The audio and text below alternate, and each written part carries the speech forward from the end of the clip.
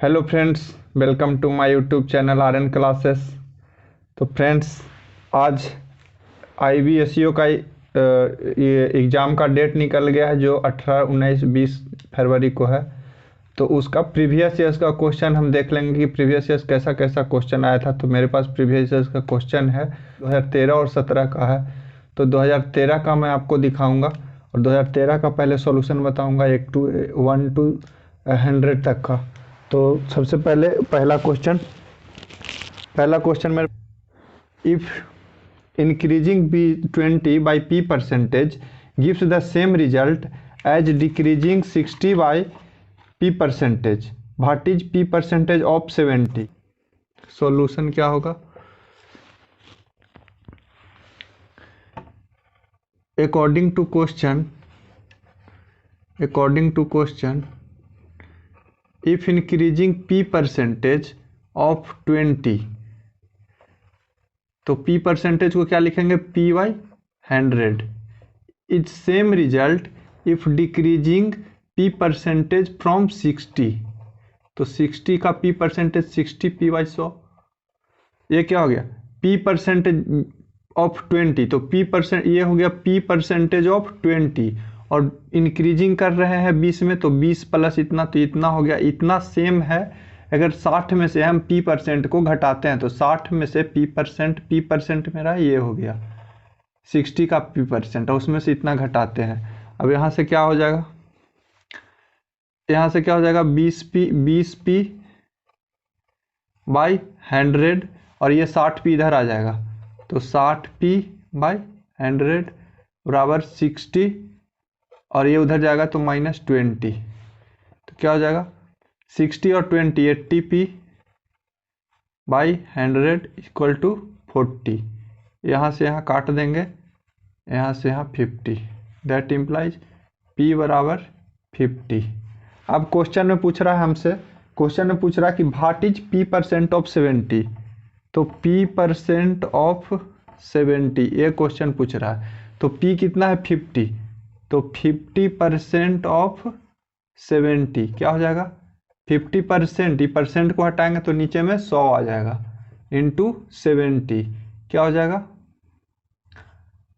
2 से कट जाएगा और ये 2 35 से, मतलब मेरा 35 आंसर हो जाएगा। पहला क्वेश्चन का आंसर 35 हो जाएगा। तो मेरे पास फ्रेंड सेकंड क्वेश्चन क्या है? सेकंड क्वेश्चन मेरे पास है, if the republic day of India in 1980 falls on Saturday, if republic day of India in 1980 falls on Saturday, X कोई पर्सन है, X was born on 3 March 1980 and Y is older to X by 4 days, then find date of birth of Y. तो इसको कैसे बनाएंगे? तो बोल रहा है कि दूसरा क्वेश्चन मेरा,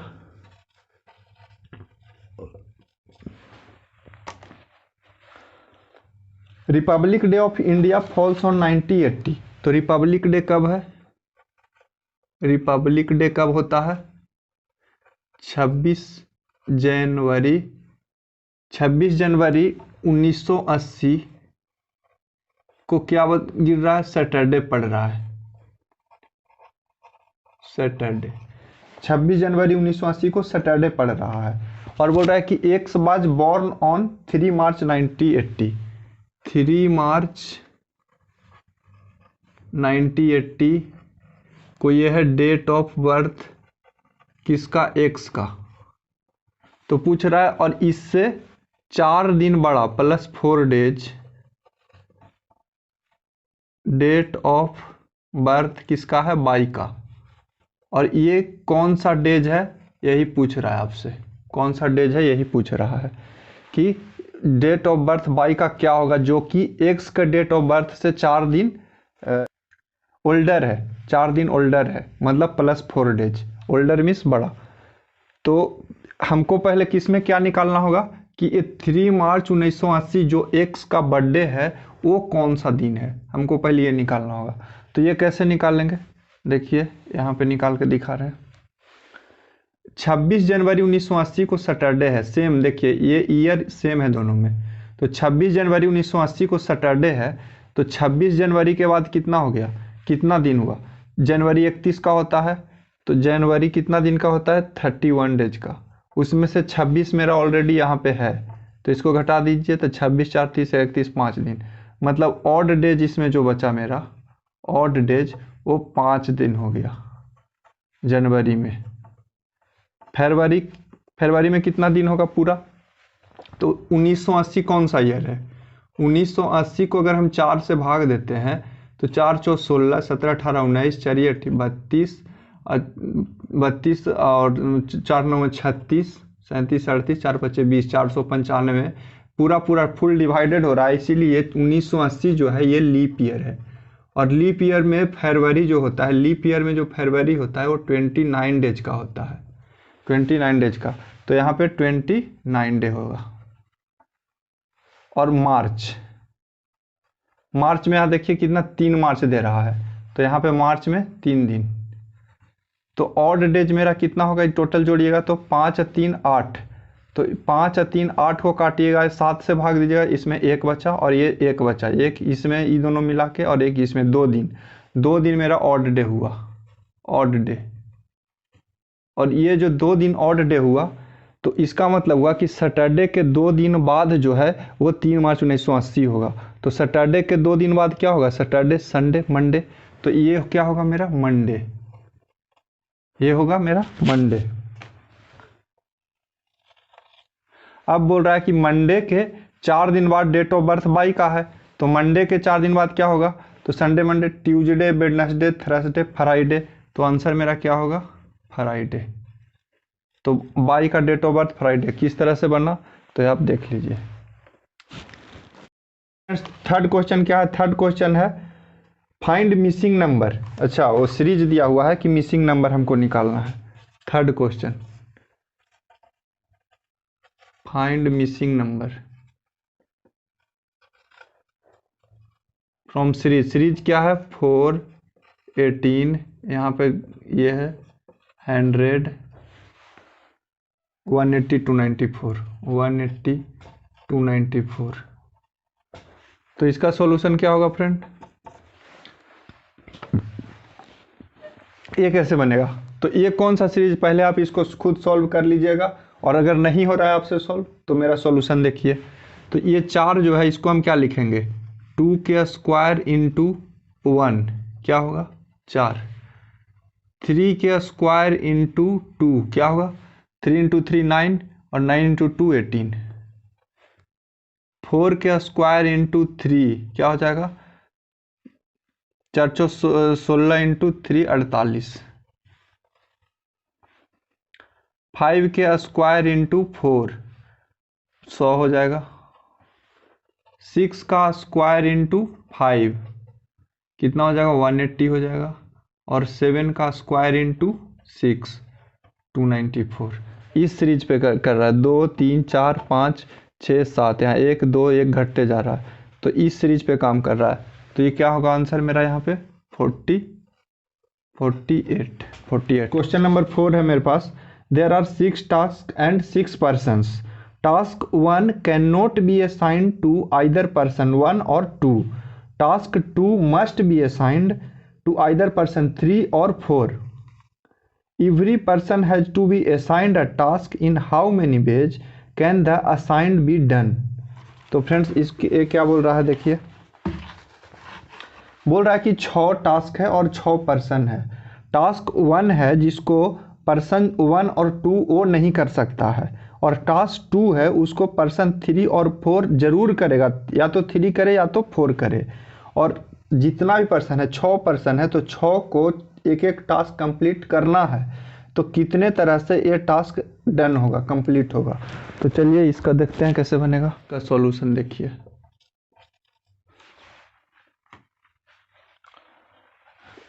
हम मान लेते हैं कि late T1, T2, T3, T4, T5, T6 6 task है, 6 टास्क, एंड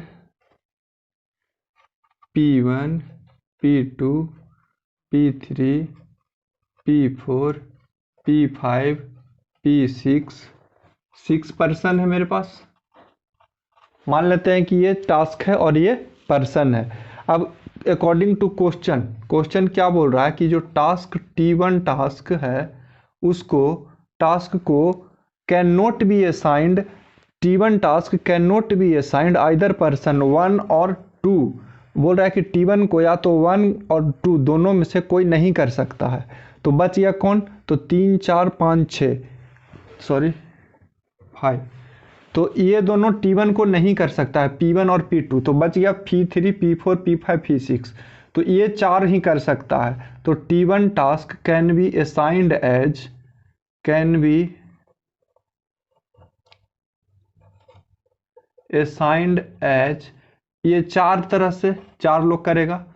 तो यहाँ पे 4 बेज कौन कौन, P3 P4 P5 P6, ठीक है। अब सेम उसी तरह से T2 टास्क का हम देखेंगे। T2 टास्क, तो क्वेश्चन में बोल रहा है कि T2 task must be assigned either P3 और P4। तो ये P3 और P4 में से ही कोई एक कर सकता है, या तो P3 करे या तो P4 करे। तो ये कितना हो गया, 2 बेज हो गया, 2 बेज कौन कौन, P3 या P1 को कौन करेगा, P3 P4 P5 P6। तो P3 P4 तो एक यहाँ पे कोई जो होगा एक यहाँ पे करेगा, P3 करे चाहे P4। और जब P3 इसको कर लिया तो यहाँ पे इसमें से कोई एक ही होगा, एक ही पर्सन होगा, या तो P3 हो या P4 हो जो इस टास्क को करेगा। तो ये दोनों को एक काउंट करेंगे, तो यहाँ पे 3 बेज हो जाएगा, सॉरी 3 बेज हो जाएगा यहाँ, क्योंकि P3 P4 में से कोई एक होगा जो T2 करेगा, मस्ट बोल रहा है कि मस्ट करेगा, तो ये करेगा। तो यहाँ पे कौन बच गया, या तो P3 करे या तो P4 इसको करे। जो इसको करेगा वो इसको नहीं करेगा, तो इसमें से दोनों में एक हो गया। तो एक ये 2 3, क्योंकि P1 और P2 तो करेगा नहीं, वहाँ पे क्वेश्चन में दिया हुआ है, तो 3 बेज ये हो गया। T2 को 2 बेज करेगा क्योंकि यही दोनों में से कोई वो करेगा, तो 2 बेज। और T3 को क्या होगा, एक तो ये कर लिया, एक ये कर लिया। एक टास्क को T1, एक पर्सन T1 को करेगा, एक पर्सन T2 को। T3 T4 T5 T6 के लिए कोई ऐसा हम लोग को कोई अथी नहीं दिया हुआ है कि ये हाँ यही करेगा। तो T3 को क्या कोई भी कर सकता है, एक्सेप्ट ये जो कर लिया वो नहीं करेगा, और इसको जो कर रहा है वो दोनों नहीं करेगा। तो 2 तो हट गया मेरा, बाकी बचा 4। तो इसको क्या हो जाएगा, 4 बेज। और कौन कौन करेगा वो बता दिए। T4 को सेम उसी तरह से इसको कर लिया, इसको कर लिया, तो 3 लोग कर लिया, तो इसको 3 बेज हो गया, 3 बेज हो गया। T5 को सेम उसी तरह से 2 बेज हो जाएगा, क्योंकि 4 को तो कर लिया, अब 2 बचा। T6 को 1 बेज हो जाएगा। तो ये हो गया। T1 को कौन कौन करेगा, या तो P3 P4 में से कोई एक कर ले, या P5 या P6। तो ये तीनों, तो 3 बेज हो गया। T2 को कौन करेगा, P3 P4 में से कोई एक करेगा, तो 2 बेज हो गया। T3 को ये दोनों जो कर रहा है वो तो नहीं करेगा, तो ये दोनों में कोई भी एक कर रहा हो, बाकी 4 बच गया, तो ये 4 3 2 1। तो इस तरह से होगा। तो टोटल नंबर ऑफ बेज क्या हो जाएगा,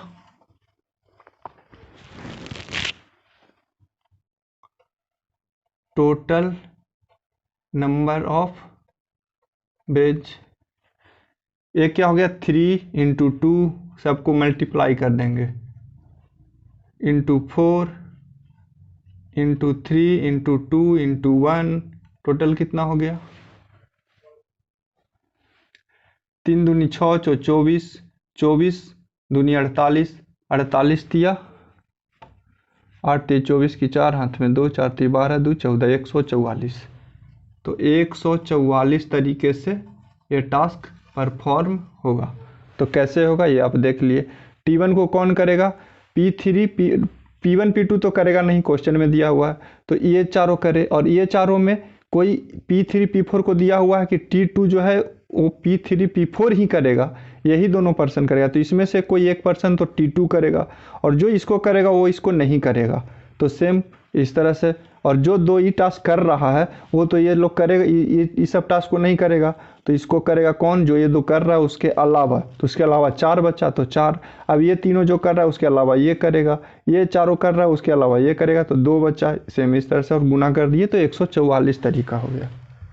अब नेक्स्ट क्वेश्चन देख, 5वां क्वेश्चन बोल रहा है कि a number when divided by a divisor leaves a remainder of 24, when twice the original number is divided by same divisor the remainder is 11, what is value of divisor. Question बोल रहा है कि यदि किसी संख्या को किसी डिवाइजर या भाज्य से हम उसको भाग देते हैं तो शेष 24 बचता है। अब उस संख्या को दोगुना कर के हम सेम डिवाइजर से अगर उसको भाग दें तो शेष 11 बचेगा। तो मेरा डिवाइजर क्या है, ठीक है। तो हम क्या करते हैं, पांचवा सॉल्यूशन, लेट नंबर x मान लेते हैं एंड डिवाइजर y है। नंबर x है, डिवाइजर y है। तो क्या होगा, देखिए ये x नंबर है, इसको y से डिवाइड करेंगे तो यहाँ जो भी हो मान लेते हैं कि यहाँ पे d आ रहा है, d से डिवाइड किए तो शेष मेरा 24 बचा। अब अकॉर्डिंग टू क्वेश्चन, अब सेम डिवाइजर से अगर इसके नंबर को डबल करके हम डिवाइड कर दें तो मान लिया यहाँ पे आ रहा है k टाइम्स ऑफ d, तो जो मेरा शेष है वो 11 बच रहा है। तो ये जो मेरा नंबर ये जो डिवाइजर है y वो कितना होगा, यही क्वेश्चन कर रहा है। तो इस तरह से हम एक फॉर्मूला जानते हैं, क्या एक फॉर्मूला, क्या फॉर्मूला लिख दे रहे हैं, डिविडेंड बराबर डिविडेंड बराबर divisor into quotient plus reminder.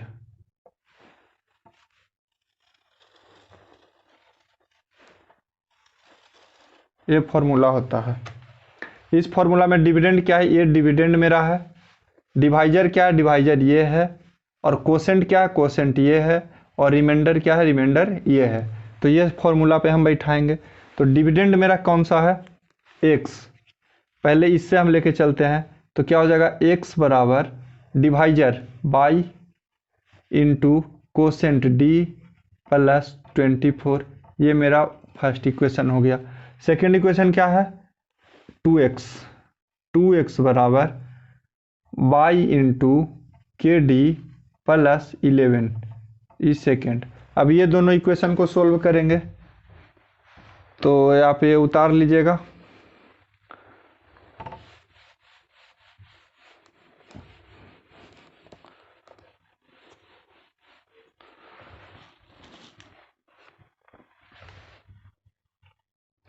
अब ये दोनों इक्वेशन को सोल्व करेंगे तो क्या हो जाएगा, ये x है और ये 2y, दोनों को इक्वेट कर देते हैं। तो ये 2x बराबर इतना है और इसमें 2x से गुना कर देंगे तो यहाँ से 2 से गुना करेंगे तो ये बराबर y के डी प्लस 11 बराबर ये बराबर 2 इंटू दिस, 2x यहाँ से गुना करेंगे, 2x बराबर ये है तो इसमें 2 से दोनों तरफ गुना करेंगे तो क्या हो जाएगा, 2/d प्लस 24 हो जाएगा। क्योंकि ये 2x बराबर इतना है, इसमें 2 से अगर गुना करते हैं तो इधर भी 2 से गुना करना पड़ेगा तो ये भी 2x हो जाएगा, ये भी 2x, और ये 2x बराबर जब इतना है तो ये भी 2x बराबर इसके बराबर होना चाहिए। तो इसके बराबर क्या हो जाएगा, इससे 2 से गुना करेंगे तो 2 से इसमें गुना करेंगे तो क्या होगा, 2/d प्लस 24 इंटू 2, यहाँ भी तो होगा 48 ये हो जाएगा। अब इसको कैसे सोल्व करेंगे, इसको सोल्व करेंगे, देखिए y के डी प्लस 11 बराबर 2/d प्लस 14, ठीक है। अब क्या होता है d प्लस 48, अब देखिए y के डी, इसको इधर लाएंगे उठा के, माइनस 2/d इक्वल टू 48। अब इसको उधर ले जाएंगे तो क्या हो जाएगा, माइनस में 11। अब देखिए y यहाँ कॉमन ले लेते हैं तो यहाँ क्या हो जाएगा, के डी माइनस y कॉमन है तो 2d इक्वल टू 37। अब क्या हो जाएगा, देखिए y बराबर क्या हो जाएगा, 37 डिवाइडेड बाई के डी माइनस 2d, तो d कॉमन ले लेंगे, के डी माइनस 2d, ठीक है, के डी माइनस 2d। तो इसको हम क्या लिख सकते हैं, 37 डिवाइडेड बाई d कॉमन ले लेंगे तो k माइनस 2। अब देखिए बाई जो मेरा है वो तो इंटीजर बोल रहा है कि बाई निकालें, तो बाई तो मेरा इंटीजर होगा, by should be integer, integer होगा बाई, बाई तो मेरा इंटीजर होगा। क्यों? क्योंकि किसी भी संख्या से डिवाइजर जो होगा वो तो हम इंटीजर से ही भाग दे रहे हैं। जैसे इसमें मान लीजिए कि कोई भी संख्या 50 है, तो इसमें भाग देंगे तो इंटीजर ही होगा, 10 से भाग देंगे, 15 से देंगे, 20 दे देंगे तो इंटीजर ही होगा, तो बाई इंटीजर होगा। अब 37 जो है ये प्राइम नंबर है, ये प्राइम नंबर है, और इसका जो फैक्टर है 37 का वो या तो 1 होगा या 37 होगा। तो ये जो डिवाइड होगा ये जो होना चाहिए ये या तो ये 1 होना चाहिए या 37 होना चाहिए, तभी तो 1 से डिवाइड होगा 37, तो बाई 37 आ जाएगा, 37 से 37 तो बाई 1 आ जाएगा। तो 1 एक ऐसा संख्या जो किसी को भी डिवाइड कर सकता है, तो ये जो वैल्यू है वो 37 होना चाहिए, 1 होना चाहिए। 1 से डिवाइड 37 तो बाई कितना मेरा आएगा यहाँ पे 37। क्यों वो बता दिए। तो जो बाई क्या था मेरा डिवाइजर, तो जो डिवाइजर होगा वो 37 होगा, तो इसका आंसर क्या हो जाएगा 37। तो 37 मेरा आंसर हो जाएगा। तो फ्रेंड्स आज 5 क्वेश्चन हो गया, इतना ही, और नेक्स्ट वीडियो में मिलेंगे नेक्स्ट 5 क्वेश्चन के साथ, और वो कल अपलोड कर देंगे। तो इस वीडियो में बस इतना ही, नेक्स्ट वीडियो में मिलेंगे नेक्स्ट क्वेश्चन के साथ। और मेरे चैनल को अगर आप सब्सक्राइब नहीं किए हैं तो सब्सक्राइब कर दें और शेयर कर दें।